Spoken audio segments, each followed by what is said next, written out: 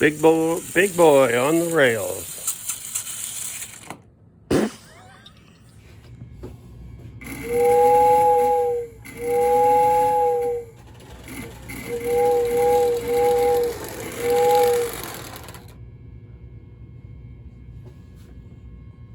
Everybody, and welcome back to Old Friend Decrepit.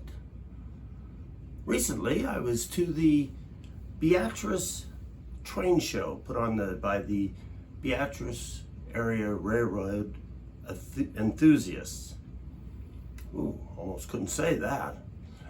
And though it is a small show, it is one that I never failed to come home with some treasures from. It's kind of nice to go to a small show where you do see vendors that are there every year. You get to know them, they get to know you. And of course, I wear kind of a distinctive t-shirt. So I usually end up getting invited to look at whatever Mark's offerings they have on their tables. So what we're going to do in this video, we're going to have a look at what I picked up. We're going to have a look at some of the repairs and customizations that I do on them. And then, as always, we're going to run some trains. So stick around. Thanks for watching. One of the first things I picked up was this Mark's 666 locomotive and a Mark's tender to go with it. Now, there wasn't anything particularly special about this other than the price was right. And you know, if the price is right, you kind of hate to leave it sitting there on the table, forlorn and forsaken. So went ahead and picked that up. I haven't even tried it yet to see if it runs. Now on the tender, the only thing special about the tender is it does have the Mark scale size wheels, which I do have several of these tenders. So if I don't decide to use this one, I may take the wheels off and put it on another car that I'm trying to put together. So all in all, I didn't lose anything on this. Now, another thing that I picked up was this Mark's high side gondola.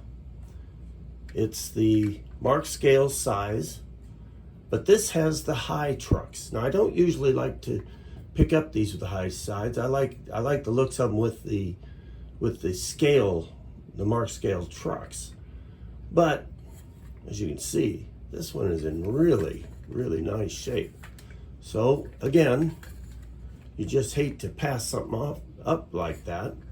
And it was a good price too. So it had to come home too. And you know, I do have some of the Mark scale cars with these high trucks, so I've got some things I can run with it. So these are good looking. I don't know if you've ever looked closely at these, but the detailing on them is amazing. All these little writings. Now I need a magnifying glass to be able to read them, but they're all legible. So that was another good treasure. Now this one, I already have one of these and it's in better shape. This one is missing the chimney. It's missing the pickup for the light, but it was only $3. And you know, who doesn't like a bargain? So I went ahead and picked it up. Now I think I do have something I can use for a pickup here, so maybe I can get it lit again, and I might even be able to come up with a chimney, but we'll see about that. But I figured at the price and going by at speed, nobody's going to know if it's lighted or if it's got a chimney anyway. Now this one kind of caught my eye only because it's bright red. And I think that's the whole intention of painting it bright red, is to catch somebody's eye. Now, I use these ore cars on my inner loop with small locomotives because it kind of looks right as a coal car. Now, for you rivet counters, you're going, oh, Dave, it's obviously an ore car. Well, yeah, it is, but to those who don't know about ore cars, it just looks like a small coal car. Of course, who's ever seen white coal? So one of the little projects I'm going to do is, this is going to get a paint job. I'm going to paint it black because I do already have 3 other ore cars, I think 3. And so I figure with this ore car, that'll make for a pretty good train. Now, this one was not in great shape anyway. It's missing the brake wheel, and the truck here has been replaced with a Lionel truck. This is a K-line, but it has been replaced with a Lionel truck. So I'm thinking that it's had a rough life, so it's about time that it gets some decent treatment. So we're gonna get it set up so we can run it. Now, the vendor that I was buying that from, when he saw I was looking at that, he says, oh, he says, you're interested in that? You might also be interested in this. This is a Lionel Penn Central ore car. Now, this doesn't have a load with it, but those of you who have been watching the videos for any time, you know that no load is no problem. I'll just find me a little scrap of foam and make me a load to go in this one. So with what I've already got, and then these 2 extra ore cars, that'll be a pretty good looking train. Now, this is an 812 pre-war gondola Lionel. This has been repainted, but I'll tell you what, whoever did the repainting on it did a very nice job. Somehow they got that off and back on in the course of repainting it. But this I actually paid more for this than any other single item that I purchased. But I like the color. It's from 1930, and this series, this 800 series and the 2800 series Lionel are really sharp. They're a little bigger, and I just like the looks of them behind some of my pre-war Lionel locomotives. So adding this, even if I had to pay a little extra for it, it is a good looking gondola. Now, I came up to a table and I saw on there a set of passenger cars. And I'm always curious to have a look at them. I didn't really need a set of these. And I looked at it and it had a price tag of $20 on each one of them. And the vendor, he saw I was looking at them. Now, I wouldn't have thought he would have been desperate because I was the third customer in through the door at the show. So we were right there as the first day. But apparently he wasn't interested in taking these home with him, which I kind of understand. As I looked at the rest of this table, it was almost all HO and N.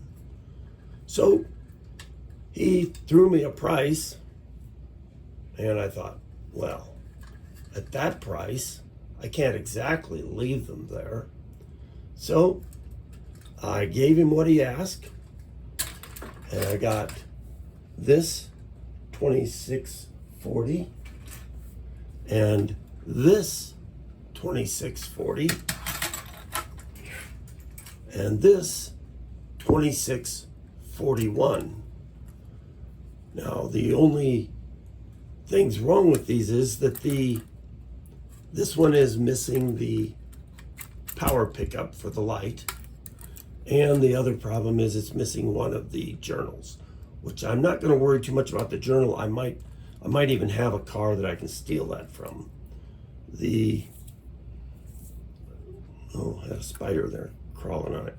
Okay, but the pickup I'd like to get, because it does have the bulb and all inside. So we're going to see if we can't get those lighted and back on the track.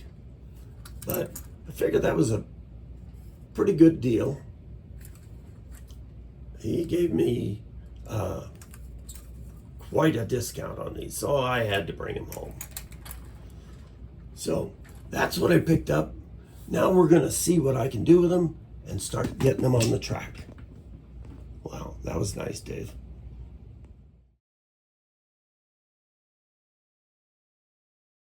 This is the motor out of that 666 that I just picked up. And before I even tried it, I decided to clean it up a little, oil it, and get it ready to run, which I'm glad I did, because when I opened it up, two of these welds had broken loose. You can see the two that I repaired. They're not nice and pretty like the original Marks ones. So I got those done. I cleaned the commutator plate, oiled and greased. Oh, one last thing. I should probably put some smoke fluid in it, because after all, this is a smoker. And let's see what it'll do.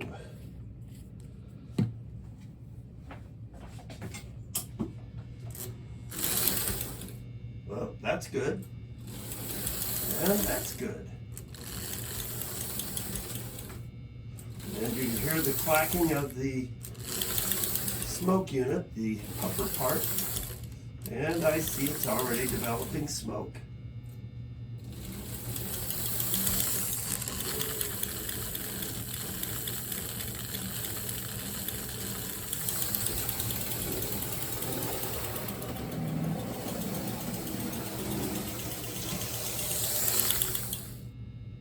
Now, the one other thing I found when I was working on this was that the headlight was broken. So we're going to replace the headlight. So far I haven't found anything on this that was undoable. So let's get it back together and we'll run it on the track. All right, let's see if she'll run. First time putting power. Reverses, goes forward, the headlight works. Let's run it around.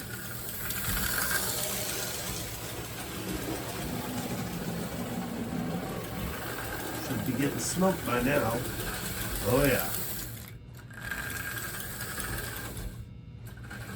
All right, let's put some cars behind it. All right, we've got us a couple of cars behind there in a caboose, so let's go ahead and give it a run. All right, we've got to give it a Mark's love tap.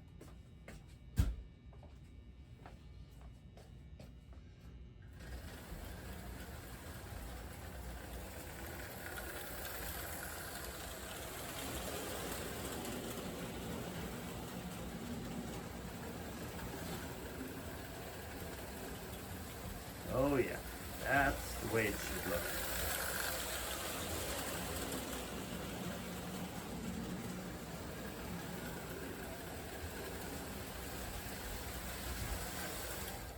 Now that is the way a 666 should smoke. All right, now we're going to go ahead and pull this string of ore cars that I've got set up for hauling coal. Now my idea is that on the inner track, which is an 027, I can't use the larger coal cars on that, so these ore cars will be a suitable substitute for the smaller locomotives. So let's go ahead and give it a run. I got 7 of them. I picked another one up today, so that'll make 7 of them on this train. So let's go ahead and give it a shot.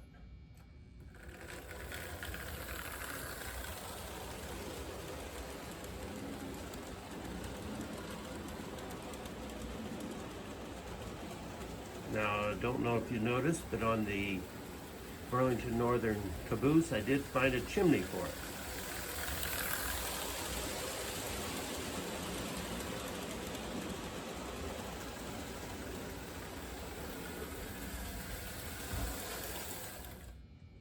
Well, that's embarrassing. Let's give that another try. Oh, there we go.